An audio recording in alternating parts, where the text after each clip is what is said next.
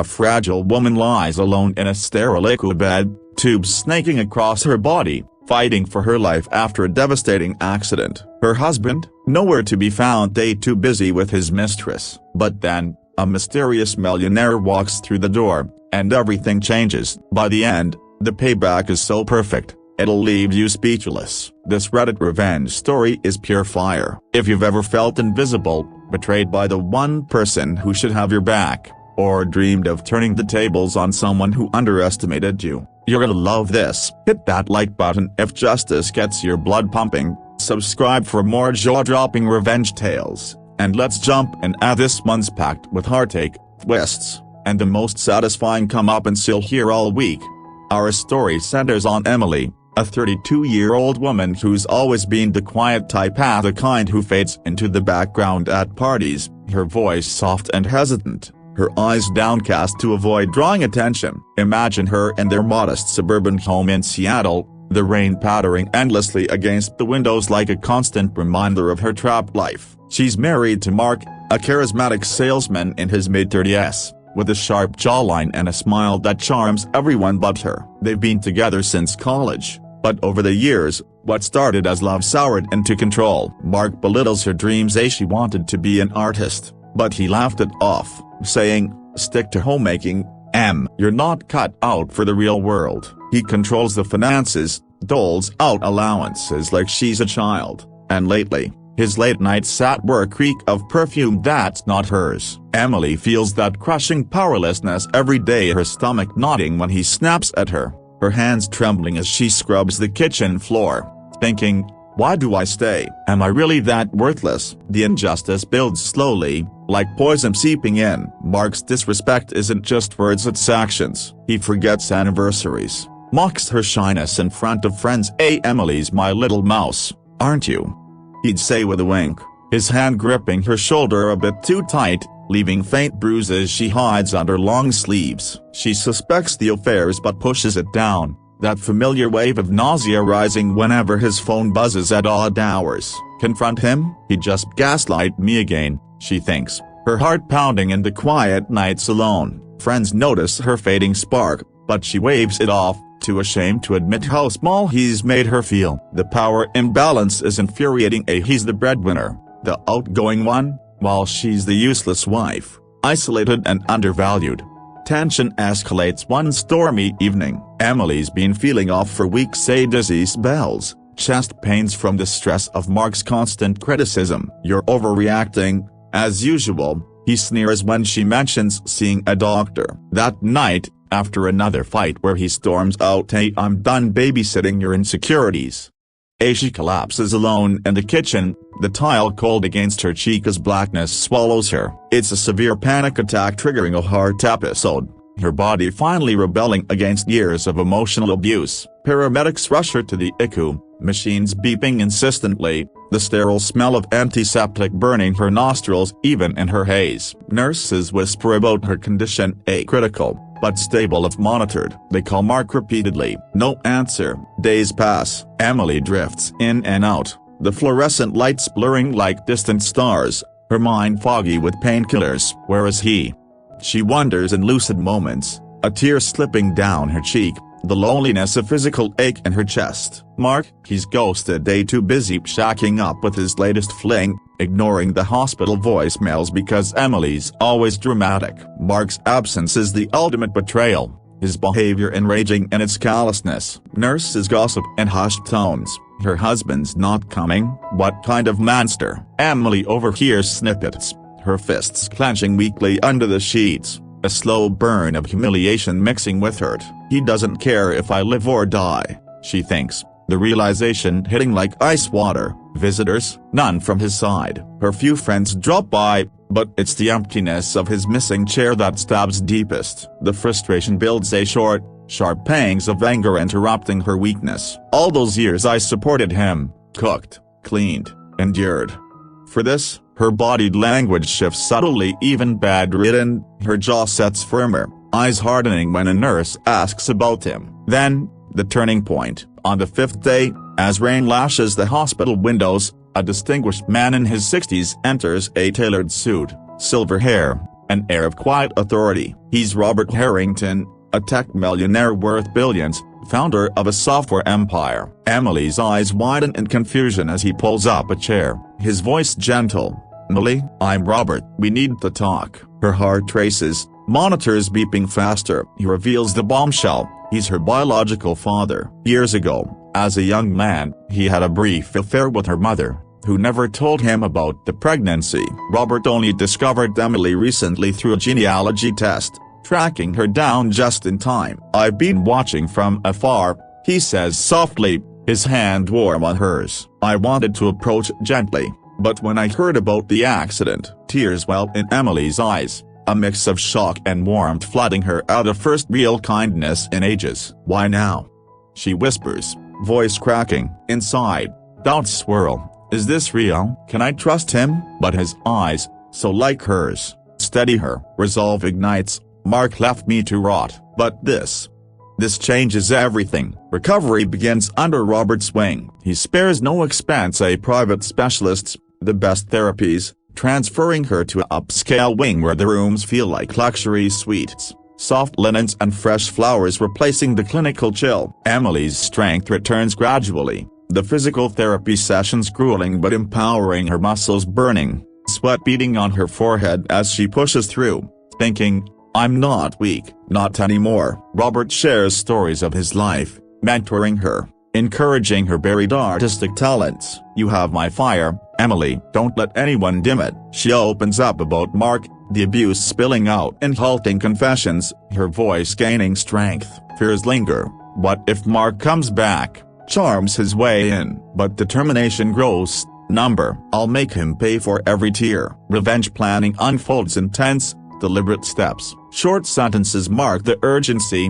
Research his affairs, gather evidence, hire investigators. Robert's resources help a privatized tail Mark, uncovering embezzlement at his job, multiple mistresses, even forged documents hiding assets during their marriage. Emily pores over reports in her hospital bed, the paper crinkling under her fingers, a secret thrill building. He's been lying about everything, she realizes, her pulse quickening. Long, dramatic sessions with lawyers follow, divorcing him quietly at first, but plotting the big reveal. She rebuilds herself art classes via tablet, her sketches evolving from timid doodles to bold statements. Sensory details paint the transformation, the crisp scent of new canvases, the smooth glide of paintbrushes, colors vibrant against the white hospital walls. Internal fears. Am I strong enough to face him? Determination. Yes, for the girl I used to be. Execution ramps up post-discharge. Emily moves into Robert's guest house, a sprawling estate with ocean views, the salt air invigorating her lungs. She launches her art career with his connections, a gallery shows, commissions pouring in. Mark, oblivious, finally notices the divorce papers served as his office. What the hell? He texts her, but she ignores, her phone buzzing ignored on the marble counter. Tension builds in clipped exchanges. He shows up at the estate gates, banging on them. Emily, open up, we need to talk. His voice echoes, desperate now. She watches from the window, heart thumping, but steady. No more control. Mark. The peak hits at the divorce hearing, a sleek courtroom buzzing with tension. Emily enters transformed, a confident stride, elegant dress, her once shy eyes locking on Mark with steel. He's smug at first, flanked by his lawyer, whispering to his mistress in the back row. But as evidence unfolds, affair photos projected large, embezzlement proofs stacking like dominoes as face crumples. This is bullshit, he blurts, veins bulging in his neck, chair scrapping back as he stands. The judge hammers for order, but Mark's shock turns to rage. You were nothing without me, a shy little nobody. His mistress gasps, edging away, the room murmuring in disgust. Robert testifies next, revealing the paternity, his billionaire status dropping like a bomb. Emily's my daughter, and she's worth more than you'll ever be. Mark's jaw slackens, color draining to gray, realization dawning. She's not just leaving, she's soaring. The settlement, she takes half his hidden assets, plus damages for emotional distress, totaling millions with Robert's legal muscle. Mark stammers, humiliated, as bailiffs escort him out. Emily exhales, a tidal wave of relief crashing over her shoulders relaxing, tears of triumph stinging her eyes, validation surges. I did it. I'm free. Outside, she hugs Robert, the world brighter, her art career exploding overnight. Stories like Emily's remind us that true strength often hides in the quiet ones, and betrayal can be the spark that ignites it. Karma doesn't forget the overlook that just waits for the perfect moment. What do you think? Is revenge sweeter when it's served with success? Emily's breaths came shallow, each one a quiet battle against the sterile hum of the ICU. At 34, she lay fragile in a Seattle hospital bed, tubes snaking across her pale skin, monitors beeping like a metronome counting down her fight. A car accidentally hydroplaning in the relentless Pacific Northwest rain had fractured her ribs and punctured a lung. Her husband, Mark, should have been there, holding her hand, but the chair by her bed stayed empty. Nurses whispered in the hall, their pity sharp. No visitors, not even her husband. Emily's heart sank deeper with each passing day, the sting of abandonment worse than the pain in her chest. Mark's phone went to voicemail. His absence allowed confirmation of the rumors she'd ignored the late nights. Strange perfume, texts he hid. She was a shy woman, always fading into the background. But now, alone in the ICU, she felt invisible. He doesn't care if I die, she thought, a tear slipping down her cheek, the cold hospital air biting her skin. Then, on day 4, a stranger walked in, a silver-haired man in a tailored suit, his presence commanding yet kind. Emily, he said softly, I'm Robert, your father. Her world tilted, shock mingling with hope, as he promised to change everything. The fluorescent lights buzzed overhead, casting a harsh glow on Emily's pale face as she blinked up at Robert Harrington, the stranger claiming to be her father. Her mind swirled, fogged by painkillers, the beeping monitors anchoring her to reality. Robert sat beside her, his expensive cologne a stark contrast to the antiseptic sting in the air. His voice was steady, warm, as he explained, a brief affair with her mother 35 years ago, a child he never knew about until a recent DNA test through a genealogy site. I found you last month, he said, his grey eyes eerily like hers soft with regret. I was planning to reach out gently, but when I heard about the accident, a broken bar, he trailed off, squeezing her hand gently, the warmth grounding her. Emily's chest tightened, not from injury but emotion, a mix of disbelief and a strange, budding hope. Why now? She whispered, her voice hoarse, barely audible over the hum of machines. Inside, doubts churned. Is this real? Can I trust him? But his gaze held steady, and for the first time in years, she felt seen. Mark's absence loomed larger in that moment. She'd met him in college, his charm sweeping her off her feet, a shy art major swept up by a confident business student. But marriage had chipped away at her. Mark controlled everything, the bank accounts, her schedule, even her dreams. Painting's a hobby, not a career. He'd scoff, his words slicing her confidence. He'd mock her quiet nature in front of friends. My little wallflower, his hand heavy on her shoulder, leaving her shrinking smaller each time. She'd suspected his affairs for months. Lipstick on collars, late-night meetings, but confrontation terrified her. He'd twist it, make it my fault, she'd think, her stomach knotting as she scrubbed dishes to avoid his temper. Now, in the ICU, his betrayal was undeniable. Nurses confirmed he'd ignored their calls, one muttering, he's probably with that woman from his office. Emily's fists clenched under the thin blanket, her nails digging into her palms. I gave him everything, she thought, anger sparking through the haze of pain, and he left me to die. Robert's visits became her lifeline. Each day, he brought stories of his life via a tech billionaire who'd built the software empire from nothing. He spoke of her mother's fiery spirit, how Emily's sketches, he'd seen her old portfolio online, carried that same spark. You're not just a survivor, Emily, you're a creator, he said, his words igniting something dormant. He arranged for top specialists, moving her to a private suite with soft linens and a window overlooking Puget Sound, the gray waves calming her racing heart. Physical therapy was grueling, her muscles screamed as she relearned to walk, sweat beading on her brow, but she pushed through. Robert cheering quietly from the corner. You've got this, he'd say, and she'd grit her teeth, thinking, I'm not weak, not anymore. Nights, she sketched again, her hands shaky but determined, charcoal smudging her fingers as she poured paint onto paper. The scent of graphite grounded her, a reminder of who she'd been before Mark dulled her shine. The betrayal fueled her resolve. Mark finally texted a curt "hope you're okay." Busy with work, and she stared at the screen, her pulse thumping in her ears. Busy with her, she thought, picturing the blonde coworker he'd mentioned too often. Robert noticed her trembling hands. "Tell me about him," he urged gently. The Dembrokia years of verbal abuse spilled out, Mark's insults, his control, the way he'd isolated her from friends. "He made me feel worthless," she admitted, tears hot on her cheeks. Robert's jaw tightened, his voice low. "He doesn't deserve you. Let's make sure he pays for it." Fear flickered at what if Mark fights back. He's vicious, one corner at it, but Robert's steady presence silenced it. "You're not alone anymore,"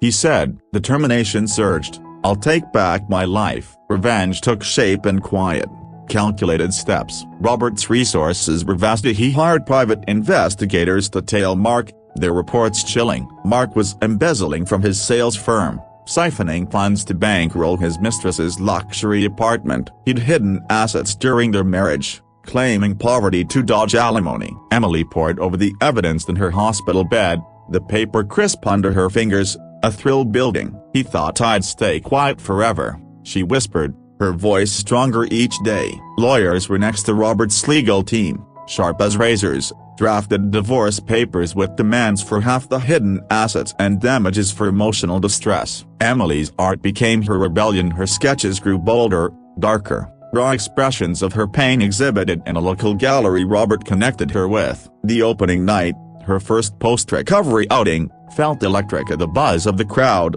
the scent of wine and canvas, her heart racing as buyers bid thousands. "I'm not invisible," she realized, standing taller. Mark grew desperate as the divorce loomed. He showed up at the hospital, banging on her old room's door as she'd already moved to Robert's estate. "Emily, we need to talk," he shouted through texts, his tone frantic. She ignored him, her phone buzzing on a mahogany table as she painted in Robert's sunlit studio, the ocean's rhythm outside steadying her. Investigators dug deeper, uncovering Mark's forged signatures on joint accounts he'd drained. The evidence stacked high, photos of him with his mistress, bank statements, emails to his boss covering his tracks. Emily's fear lingered at what if he manipulates the court? But her resolve hardened. "He's done controlling me." The climax hit in a sleek Seattle courtroom, the air thick with tension. Emily walked in, transformed, no longer the shy wife, but a woman with fire in her eyes, her navy dress tailored, her steps sure. Mark sat across, smirking at first, his mistress in the gallery, whispering. The judge's gavel cracked like thunder as Emily's lawyer presented the evidence, affair photos projected on a screen, Mark's hand on another woman's waist, bank records showing millions stashed away, proof of embezzlement that made the room gasp. Mark's smirk vanished, his face paling to a sickly gray. "This is fabricated," he yelled, standing, his tie askew, voice cracking. The mistress bolted, heels clicking as she fled the courtroom. Emily's heart pounded, but she held his gaze, unflinching. Robert took the stand, his billionaire status a shockwave. "Emily's my daughter," he declared, his voice calm but lethal. Mark abandoned her in her darkest hour, lied about his wealth, and betrayed her trust. The judge's eyes narrowed at Mark, who slumped, muttering, "She was nothing without me." The room bristled, the guests, reporters, even his own lawyer wincing. The ruling was brutal. Emily got half his assets, $2.5 million in damages, and Mark faced criminal charges for embezzlement. His face twisted as shock, rage, humiliation as bailiffs led him out. Emily exhaled, a weight lifting like fog burning off under sunlight. Triumph surged, her hands steady, tears of relief pricking her eyes. "I'm free," she thought, her heart soaring as she hugged Robert outside, cameras flashing, her art career now national news. Mark's world collapsed at a job lost, mistress gone, reputation shredded. Emily thrived, her paintings selling for six figures, her story inspiring thousands. She moved into a loft of her own, canvases everywhere, Jamie's laughter filling the space during visits. Robert became family, their bond unbreakable. Justice wasn't just revenge, it was Emily reclaiming her voice, her worth, her life.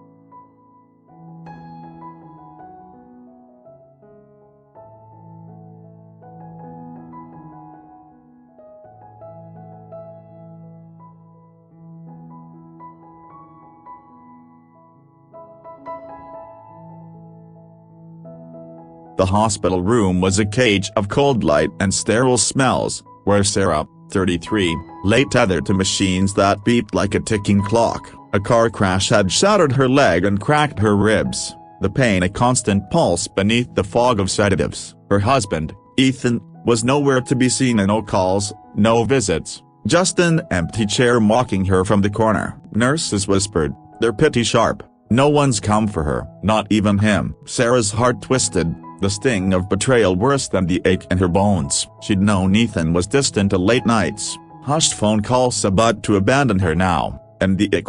He's with her, isn't he?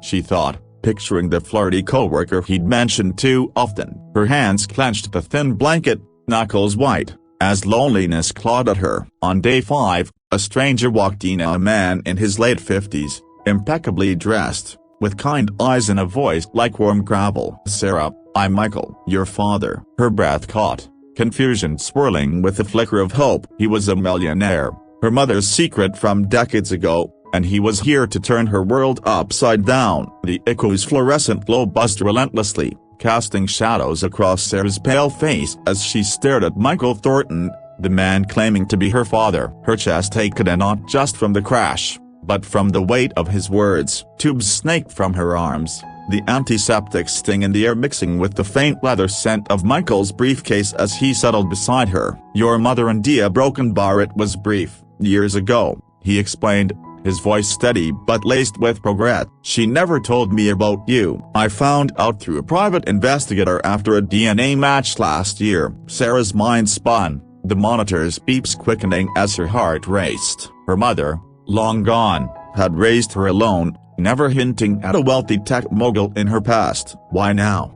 She croaked, her throat dry, eyes searching his gray, like hers, but steady with purpose. Inside, doubts churned. Is he real, or just another lie? But his hand, warm and firm on hers, felt like an anchor. I'm here now, he said. You're not alone. Ethan's absence was a wound that festered. Sarah had met him 10 years ago, his easy charm sweeping her off her feet, a shy bookstore clerk captivated by a marketing exec with a dazzling smile. But marriage revealed his cruelty. He'd belittled her dreams of writing, saying, stick to shelving books, Sarah. You're not talented enough. He controlled their money, questioned her every purchase, and his work trips grew frequent, leaving her with the scent of unfamiliar perfume on his shirts. She'd swallowed her suspicions, her stomach knotting as she cleaned their small Tacoma apartment, thinking, if I confront him, he'll make me feel crazy. Now, and the ick, his betrayal was undeniable. Nurses confirmed he'd ignored their calls,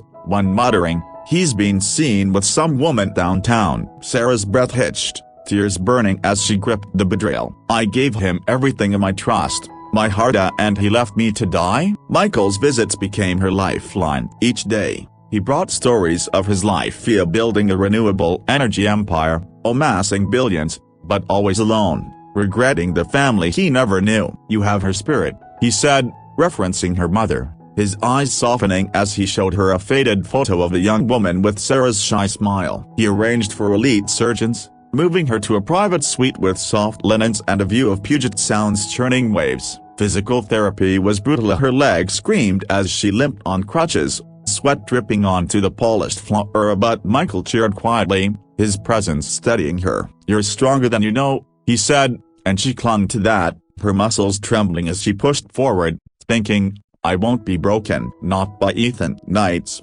she started writing again, her laptop glowing in the dim room, words pouring out as stories of pain and resilience. The click of keys, the faint hum of the ocean outside, grounded her. Ethan's betrayal fueled her fire. He sent one text to get well soon, busy with a projector, and she stared at it, her pulse pounding in her ears. Busy with her, she thought, imagining him laughing with his mistress while she fought for breath. Michael listened as she poured out the years of verbal abuse, Ethan's insults, his control, how he'd isolated her from friends. He called me a nobody, she admitted, her voice cracking, tears soaking the pillow. Michael's jaw clenched, his voice low. He's the nobody. Let's make him regret it. Fear flickered at Ethan's manipulative. What if he wins again?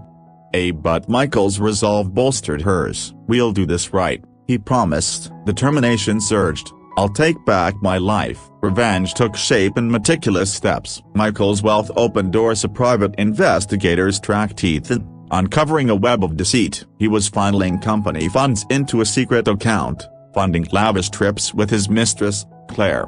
A co-worker Sarah had met at a holiday party. He'd hidden assets during their marriage, claiming poverty to avoid alimony. Sarah pored over the evidence in her new room, the paper crisp under her fingers, a thrill rising. He thought I'd stay silent forever, she whispered, her voice gaining strength. Michael's lawyers, sharp and relentless, drafted divorce papers demanding half the hidden funds and damages for emotional distress. Sarah's writing became her rebellion. Her stories, raw and powerful, caught the eye of a local publisher. Michael knew. Her first piece, a searing essay on betrayal, went viral online, the buzz of notifications electrifying. I'm not invisible anymore, she realized, her heart racing as readers reached out, moved by her words. Ethan grew frantic as the divorce loomed. He showed up at the hospital, pounding on her old room's door as she'd already moved to Michael's waterfront estate. Sarah, answer me, he texted,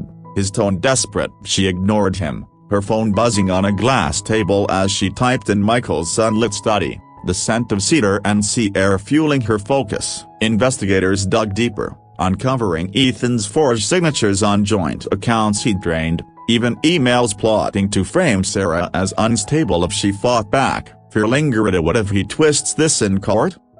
But her resolve hardened. He's done controlling me. She poured her pain into her writing, her essays gaining traction, a book deal looming. Each word felt like a reclaiming, her fingers flying over the keyboard, the screen glowing with her truth. The climax erupted in a Tacoma courtroom, the air thick with anticipation. Sarah walked in transformed, no longer the timid clerk, but a woman with fire in her eyes, her tailored blazer a sharp contrast to her old, faded sweaters. Ethan sat across, smirking initially, Claire whispering in the gallery, her red lipstick on. The judge's gavel cracked as Sarah's lawyer unveiled the evidence, photos of Ethan and Claire at luxury resorts, bank records of his embezzlement, emails exposing his lies. Ethan's smirk dissolved, his face paling to ash. This is a setup, he shouted, standing, his tie askew, voice breaking. Claire gasped, slipping out, her heels echoing in the stunned silence. The courtroom buzzed, reporters scribbling,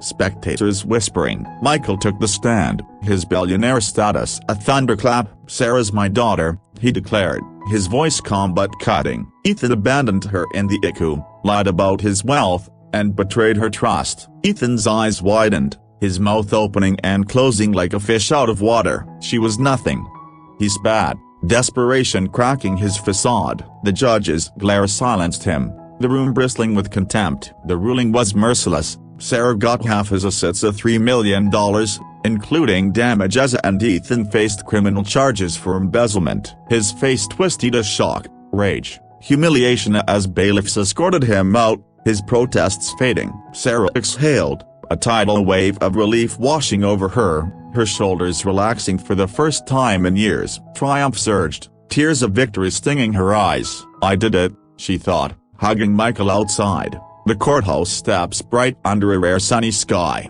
her book deal announced to flashing cameras. Ethan's world imploded, a job gone, mistress vanished, reputation in ruins. Sarah soared, her essays turning into a best-selling memoir, her readings packed with fans. She bought a cozy house for herself and her mother's memory, filled with books and sunlight, where she wrote daily, her fingers steady, her heart full. Michael became family, their bond a quiet strength. Justice wasn't just revenge, it was Sarah reclaiming her voice, her worth, her life, proving the shy girl could roar.